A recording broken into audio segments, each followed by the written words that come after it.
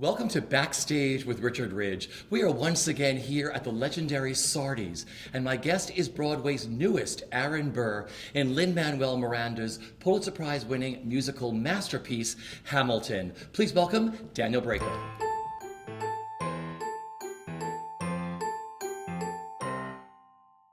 Hi there. Hello, hello. What a pleasure having you here. Oh, thank you. Thank you. Very happy to be here. Welcome back to New York and welcome back to Broadway. Yes, back in the city. Yeah. Back on the boards. I love it. Say. On the Rialto. What is it like back on Broadway? Aaron Burr. It's great. I mean, it's ideal. Aaron Burr it's a great role. There's a lot of meat on that bone. So Yeah. I every day there's new stuff to sort of mine from that role. I guess I'm now in week 3 on Broadway, having done it in Chicago since April. Okay, so what's it like living on stage in the beautiful world of Hamilton, created by Lin-Manuel Miranda? It's terrific. I mean, there's a lot of joy and passion in the building, also in the work itself. Lynn and I met back in 2008 when we were doing when I was doing Passing Strange and he was doing In the Heights. Yeah. So we were sort of on the Broadway together and became fairly close then. And so it's nice to still be a part of the family and then playing this like stellar role. Because you have like 2 families now. You had the Chicago family. Yes, I'm a and now Chicago you have the family. New York family. Yes, yes. They were. The Chicago family was sad to see me go. I had a great time in Chicago. I used to live in Illinois as an Army brat, so it was nice to be sort of back there. And it's also nice to be home with the family, with the wife and kids, to be back in the city. So what do you remember about your first night on stage in Chicago, in Hamilton? Ooh, in Chicago, I remember not knowing what the heck I was doing. Because it's also like joining a cast is very different than rehearsing with a cast. So, I'm in a room with 2 people learning about the show, and this show is so elaborate, it's so intricate. So, when you're learning something and they're saying like, just be careful, someone's going to be going this way with a chair. You're like, oh yeah, whatever. And then on the day, someone's really moving through with like some Blankenbuehler choreography with a chair on their head, and you're like, that's information. That took some time to sort of like get comfortable with on those first couple of days. Also, that theater is very large, so I think it's almost like 2,000 people in that out there.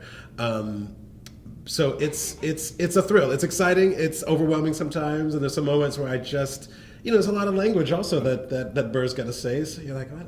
I don't know what I'm saying here. I'm just going to keep talking and hopefully I'll say the lines correctly. Okay, so what do you remember about your opening night here in New York, that first time on stage as Burr? Was it easier? It was easier. It was different. Yeah. The venue is different. The cast is different. So that was something to get used to. But it was easier because I just felt a little more comfortable with it. But then again, there's some slight changes here, just some minor adjustments. So to not get into the muscle memory of doing a show that I've been doing for 5 months, and to adjust in that way took some time. But it's still it's still a thrill. The chair still came through. But I was ready for that chair. Is it a challenging show to learn? It is I would say it's.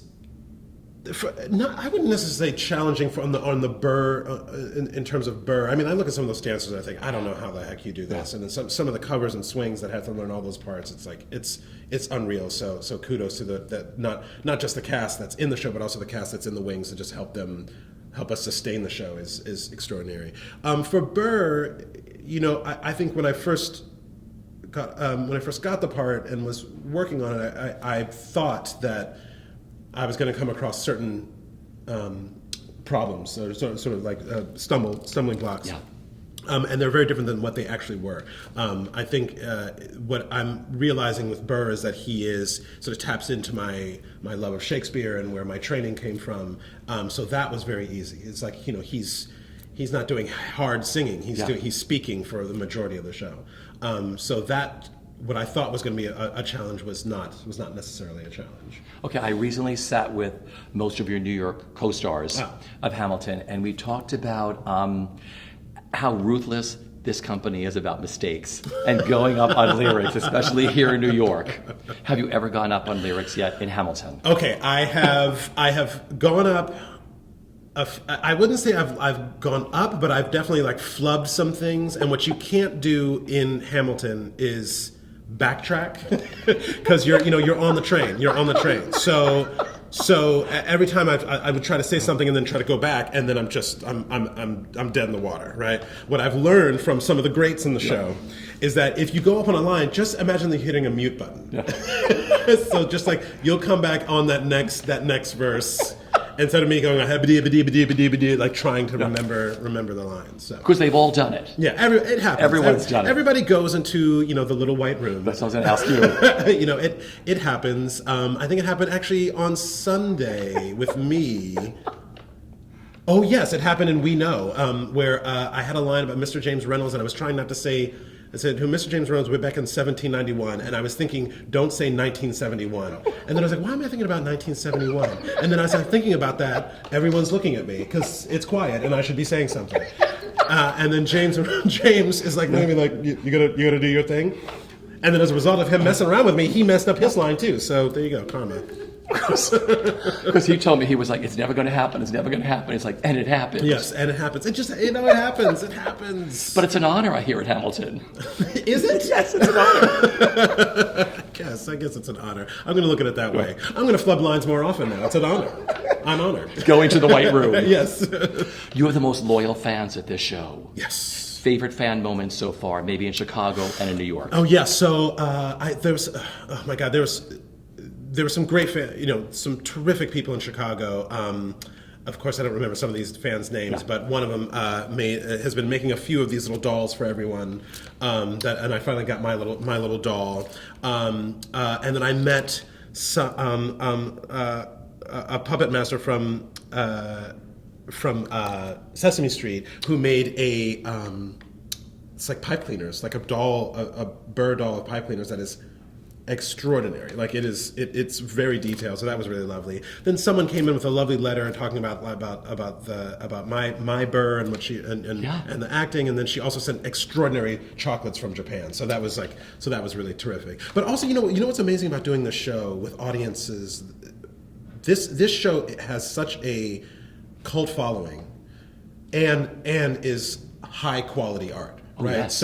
So what's amazing is you get the audience members that have spent a lot of time and a lot of money, and maybe some money that they shouldn't have been spending on these tickets, and they are in the audience and they are ready, and they are willing to go wherever we take them, and that is a thrill. Also in that group, you have a group of people that are completely skeptical.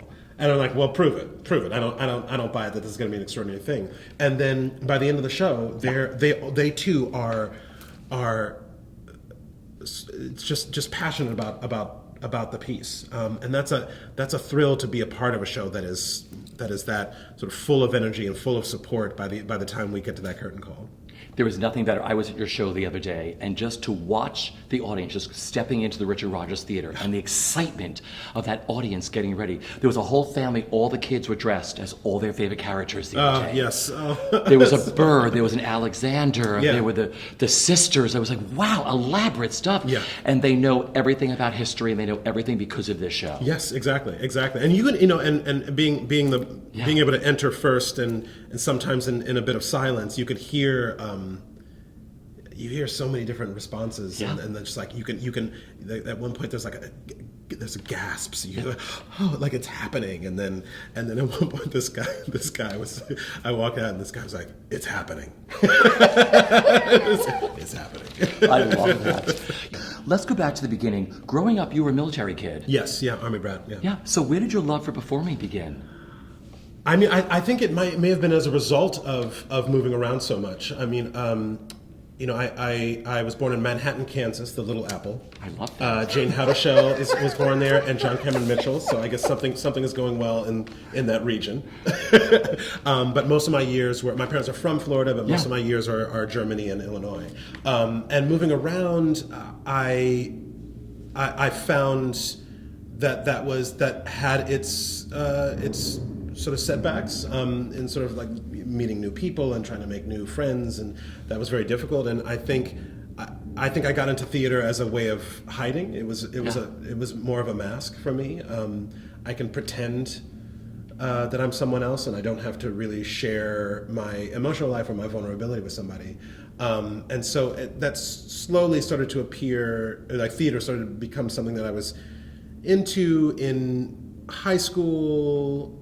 And then it wasn't until we moved down to Florida and I went to a magnet arts high school that I got more passionate about it.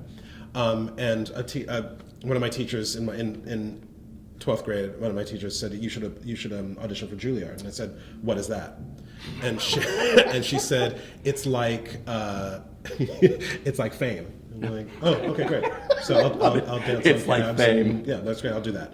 And then I auditioned. Fortunately, I got in. It was a few schools I got in. Thank goodness I got into that school. And that it wasn't until there that I truly the question is asked, is this something you want to do? And if it is something you want to do it fully. If not, find some other profession. And I fell in love with it. Also, I fell in love with the city. I mean, it was such an extraordinary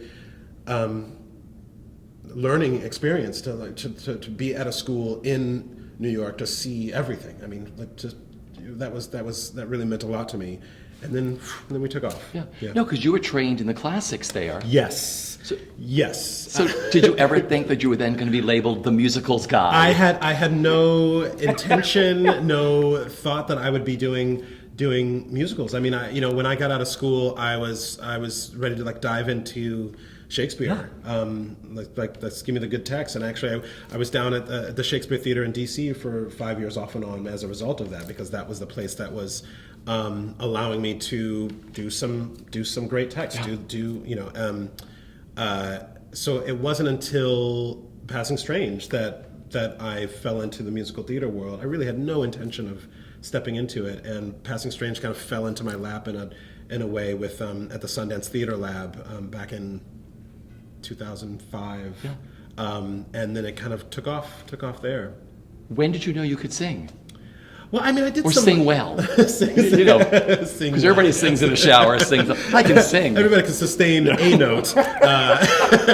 I think it was I did some stuff in sort of like church choir here and there, and some community theater musicals, but it was Deb Lapidus at Juilliard that really taught me that I had a voice, and also taught me how to connect, how to act a song. Like that was a big thing that she was adamant about, and I think that was honestly my only way into musical theater was finding the way, and I continue this now, is like how do I act into it? And it's like, yes, you can sing beautiful, big, make extraordinary sound, but what is the character doing? Like that's a priority for me. Well, let's get into your career. You have this beautiful, well-rounded career. Let's talk about some of the highlights, and just tell me what comes to mind, a story or a memory. Story or a memory. Broadway debut. Broadway debut. Well. Yes. Yes. Lisa Crone. That Broadway debut was. I was out of my element. I didn't know how the heck any of this really worked. But thankfully, I was in a cast of very talented people. And her name is Jane Howdishaw. Wow. I mean, she was a real lesson in the art form. I mean, she fully transformative on stage, and it was a joy to watch her make magic. So that was number one, first show, and then I would say Passing Strange was an event and a journey, and something that I'm very proud of, that I've been able to be a part of.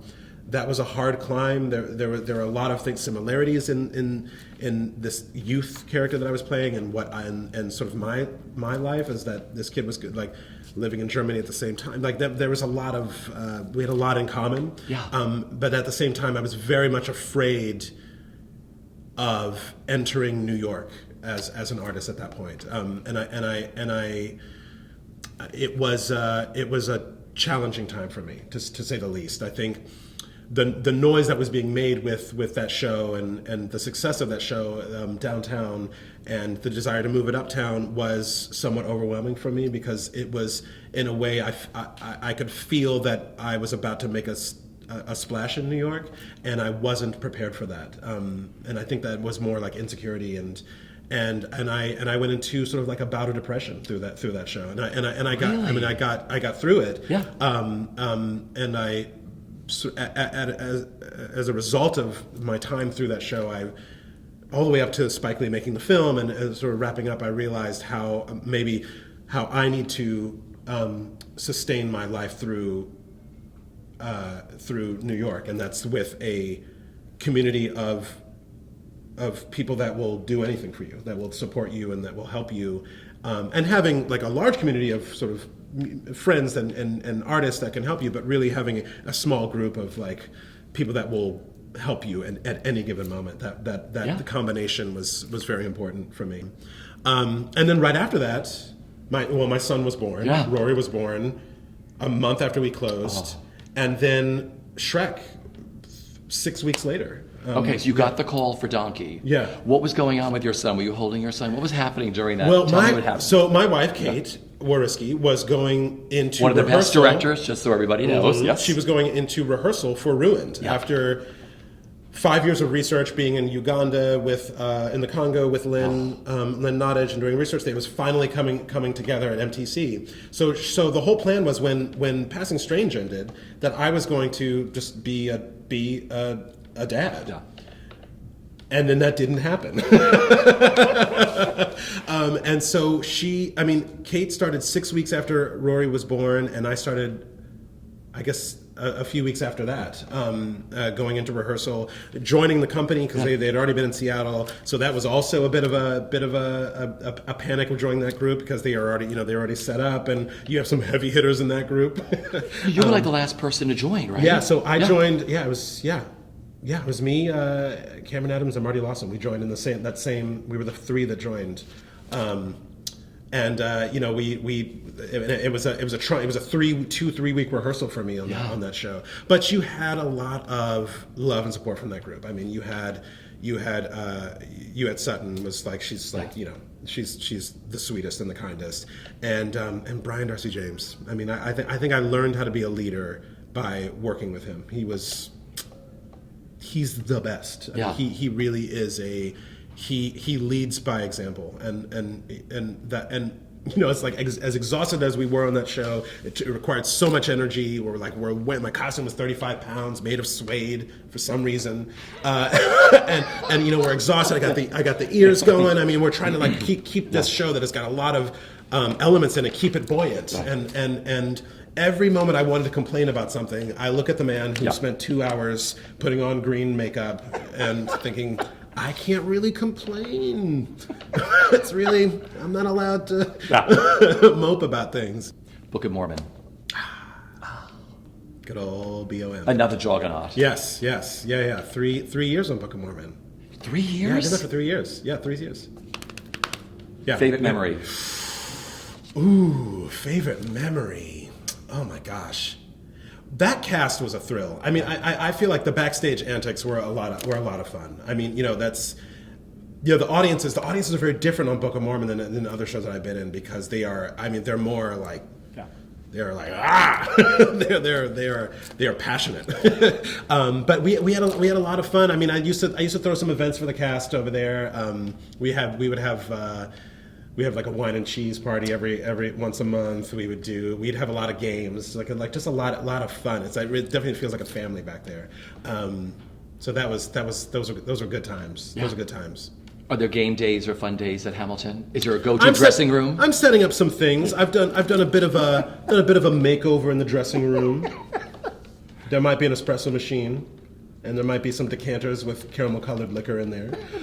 So we're setting some things up. I mean, my first week with the cast, I made like 25 pounds of fried chicken and biscuits just as a thank you, which they were very happy about. But the slow was kind of slow as a result. But yeah, we're finding our way. But they're very lovely over there, and they're very supportive. So they were very welcoming when I joined them. The performers. What a fun show! Oh, it was a fun show. What a great cast. The show that time forgot. Yes. Yeah, we had yes. We thought we were taking New York by storm, and then a storm took New York by storm. Upstaged by a storm. Yeah, that was a lot of fun. It was so brief, but we had so much fun on that show. I mean, you had like a group of like everybody is a comic genius in their own respects, and that show, from Ari Grainer to Henry Winkler to Jenny Barber and her fake, like that's the whole thing they put her on. maybe not a show to open around Thanksgiving. How do you balance family and career? I mean, your wife is one of the busiest, most sought after directors. You have 2 sons.